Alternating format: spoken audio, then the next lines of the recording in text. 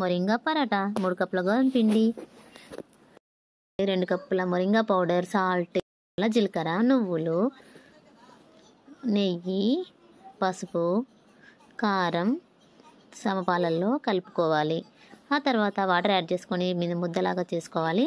ఆ ముద్దను 10 నిమిషాలు నానేలా మూత పెట్టి పక్కన పెట్టాలి. ఆ తర్వాత చిన్న చిన్న ముద్దలాగా చేసుకోవాలి. పిండి ముద్దను తీసుకొని 2 వైపులా ఆయిల్ రాసుకోవాలి. ఆ తర్వాత దాన్ని పరాటాలాగా ఒత్తుకోవాలి. పరాటాలాగా ఒత్తుకున్న తర్వాత పెనం పైన ఆయిల్ వేసుకోవచ్చు, లేదంటే ఆయిల్ లేకుండా కూడా కాల్చుకోవచ్చు. 2 వైపులా కాల్చుకోవాలి. ఇంకా మెత్తని పరాటా కోసం 4 మడతలు చేసిన తర్వాత ఆయిల్ పెట్టుకొని దాన్ని మళ్ళీ చపాతీలా ఒత్తుకుంటే చాలా మెత్తగా వస్తుంది. 2 రోజులకైనా చాలా మెత్తగా ఉంటుంది. మొరింగా పరాటా ఆరోగ్యానికి చాలా మంచిది.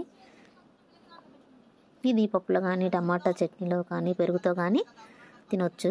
ఇది ఆరోగ్యానికి చాలా మంచిది. Thank you for watching.